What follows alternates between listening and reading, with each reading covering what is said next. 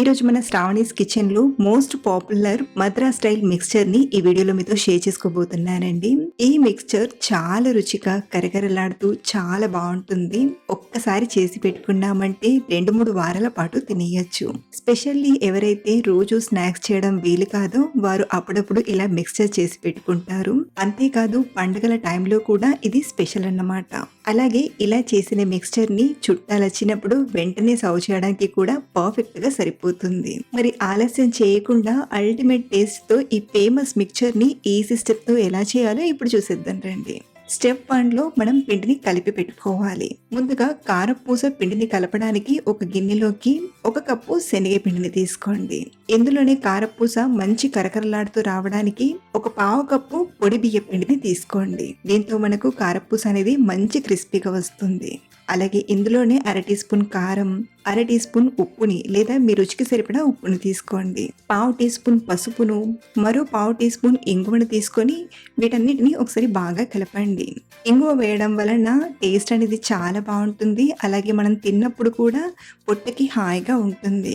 ఇప్పుడు ఇందులోకి నీళ్ళను కొంచెం కొంచెంగా తీసుకుంటూ సాఫ్ట్గా పిండి ముద్దలా కలపండి. మరీ గట్టిగా కాకుండా ఇలా కొంచెం సాఫ్ట్గా కలుపుకున్నామంటే కారపూస చక్కగా వస్తుంది. ఇలా కలిపాక ఇప్పుడు దీన్ని కారపూస మషిన్లోకి తీసుకుందాం. అయితే ఇక్కడ నేను కొంచెం క్వాంటిటీతో కలిపాను కాబట్టి వెంటనే కారపూస మషిన్లోకి తీసుకుంటున్నాను. అది మీరు ఎక్కువగా కలిపితే రెడీగా ఇదే గిన్నెతో పక్కన ఉంచండి. ఇప్పుడు కారపూస మషిన్కి సన్నగా హోల్స్ ఉండే బిల్లని తీసుకొని కొంచెం ఇలా ఆయిల్ని అప్లై చేశాక మనం కలిపిన పిండిని ఇలా సిలిండర్ షేప్లో చేసి మషిన్లోకి తీసుకోండి. ఇలా మనం కారపూస చేయడానికి మషిన్ని సెట్ చేసి రెడీగా పక్కనుంచుకోండి. ఇప్పుడు మళ్ళీ ఇదే గిన్నెలోకి బూందీ పిండిని కలిపి తీసుకుందాం. మళ్ళీ 1 కప్పు శనగపిండిని తీసుకోండి. బూందీ కూడా క్రిస్పీగా రావడానికి 1/4 కప్పు పొడి బియ్య పిండిని, 1/2 టీ స్పూన్ కారం, రుచికి సరిపడా ఉప్పుని, 1/2 టీ స్పూన్ పసుపు, 1/2 టీ స్పూన్ ఇంగువను తీసుకోండి. అలాగే మరో 1/2 టీ స్పూన్ వంట సోడాను తీసుకోండి. ఇందులో ఎక్స్ట్రా అంటే వంట సోడానే అండి. ఇలా కొంచెం వంట సోడా వేసి చేస్తే బూందీ మంచి క్రిస్పీగా వస్తుంది. ఇన్ కేస్ మీకు వంట సోడా వేయొద్దనుకుంటే ఈ పిండిలో వేడివేడిగా 1 టేబుల్ స్పూన్ నూనెను తీసుకున్న బూందీ కరకరలాడుతూ వస్తుంది. మరి బాగా కలిపి నీళ్ళను కొంచెం కొంచెంగా తీసుకుంటూ జారుడుగా కలపండి. మరీ పల్చగా ఉన్నా మరీ గట్టిగా ఉన్నా బూందీ అనేది సరిగ్గా రాదు. కాబట్టి ఇలా ఈ కన్సిస్టెన్సీ వచ్చేంత వరకు బాగా కలిపి తీసుకోండి.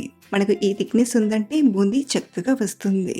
సో బూందీ చేయడానికి కూడా ఇలా పిండిని కలిపాక ఇప్పుడు డీప్ ఫ్రైకి సరిపడా ఆయిల్ని తీసుకొని బాగా వేడి చేయండి. ముందుగా మనం కారపూసను వత్తి తీసుకుందాం. డైరెక్ట్గా ఇందులోనే రౌండ్గా వచ్చేలా ఇలా వత్తి తీసుకోండి. మీకు ఇలా ఆయిల్లో ఒత్తడం సరిగ్గా రాకపోతే ప్లేట్కి కొంచెం ఆయిల్ని అప్లై చేసి ప్లేట్ పైన ఒత్తైనా తీసుకోవచ్చు. ఇది కొంచెం గట్టిపడ్డాక మరో పక్కకి టర్న్ చేసి 2 పక్కల బాగా ఫ్రై చేయండి. ఇలా మంచి క్రిస్పీగా వచ్చి కొంచెం కలర్ మారాక ఆయిల్ నుండి తీసుకొని ఇలా ప్లేట్లోకి తీసుకోండి. ఇలాగే మనం కలిపిన పిండి మొత్తం కారపూస చేసి తీసుకుందాం. ఇక్కడ మనం కలిపిన పిండికి 5-6 బిళ్ళల వరకు ఇలా కారపూస అనేది వచ్చింది. సో పిండి మొత్తం ఇలా కారపూసల వత్తి తీసుకున్నాక ఇదే వేడివేడి ఆయిల్లోకి మనం బూందీని కూడా చేసి తీసుకుందాం. బూందీ చేయడానికి ఇలా చిల్లులు గరిటెని తీసుకోండి. ముందే కలిపి పెట్టిన బూందీ పిండిని ఒకసారి బాగా కలిపి ఇలా గరిటెడు పిండిని తీసుకొని చిన్నగా ఇలా ట్యాప్ చేసామంటే పిండి అనేది ఆయిల్లో పడుతూ బూందీలా ఫామ్ అవుతుంది.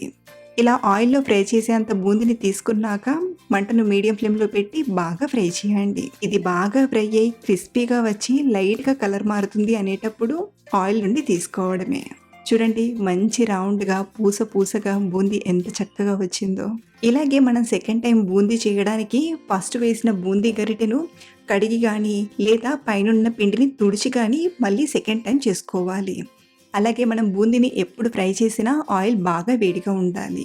వేడి తగ్గితే బూందీ షేప్ అనేది మారుతుంది. ఈ స్టెప్ని ఫాలో చేశారంటే బూందీ పూసగా మంచి రౌండ్గా వస్తుంది. సో ఇలా పిండి మొత్తం ఇదే టిప్స్ని కంటిన్యూ చేస్తూ బూందీలా తీసుకొని ఫ్రై చేసి తీసుకోండి. చక్కగా రౌండ్ షేప్లో మంచి క్రిస్పీగా వచ్చింది కదా.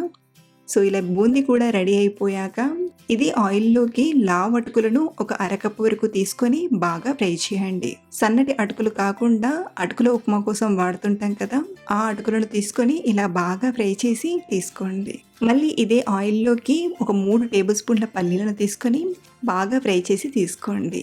అలాగే అరకప్పు పుట్నాల పప్పును తీసుకొని వీటిని కూడా 1, 2 నిమిషాలు బాగా ఫ్రై చేసి తీసుకోండి.